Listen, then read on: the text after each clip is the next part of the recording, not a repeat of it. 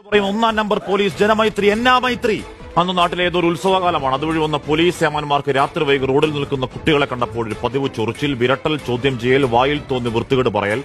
ആ പ്രശ്നം ആരോ പറഞ്ഞു കേട്ട് വന്നതാണ്. പ്രാദേശിക രാഷ്ട്രീയക്കാരൻ, യൂത്ത് കോൺഗ്രസ് നേതാവ് പോക്കറ്റിലെ കാശ് നോക്കാതെ, രാത്രിയെന്നോ പകലെന്നോ നോക്കാതെ നാട്ടുകാരുടെ ആവശ്യത്തിന് എപ്പോഴും ഇറങ്ങി നിൽക്കുന്ന ഒരുത്തനാണ് പാമ്പ് പിടിച്ചവൻ, ക്ഷേത്രത്തിലെ പൂജാരി. ആ ബീക്കൺ വെച്ച വണ്ടിയിൽ നമ്മുടെ നികുതിപ്പണത്തിൽ നിന്ന് ശമ്പളം വാങ്ങുന്ന ക്രമസമാധാന പാലകരാണ് എന്ന തെറ്റിദ്ധാരണയിൽ കാലം കൂട്ടമാണെന്ന് അറിയാതെ ചോദിച്ചു പോയതാണ്. സാറന്മാരെ, ഈ കുട്ടികളോട് എന്തിനാണ് ഈ പുളിച്ച തെറികൾ, പന്നവർത്താനങ്ങൾ?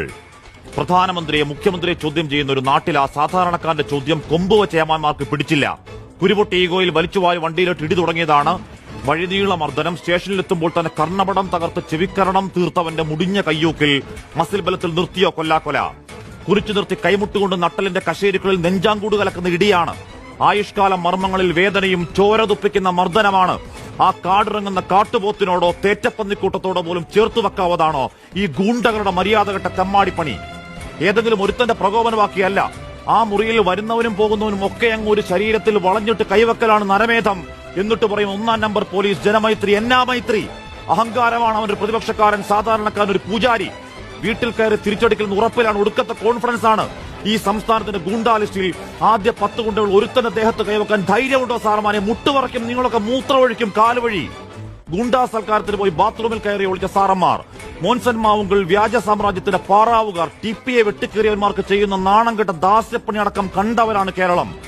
ആ വേദനയുടെ വർഷങ്ങളിൽ ഒരു കുറ്റവും ചെയ്യാത്തൊരു പൊതുപ്രവർത്തകന്റെ അകത്താളിയ തീയാണ്. പോരാട്ടമാണ്. 6 അടി മണ്ണിൽ അടക്കാൻ നോക്കിയ ദൃശ്യങ്ങൾ കേരളം കണ്ടത് ഇപ്പോഴാണ്. നേരത്തെ കണ്ടവർ എന്തോ കൊട്ടത്താപ്പൻ നടപടിയെടുത്തുവെന്നാണ് ന്യായം പറച്ചിൽ. അങ്ങ് സ്ഥലം മാറ്റിയത്രേ.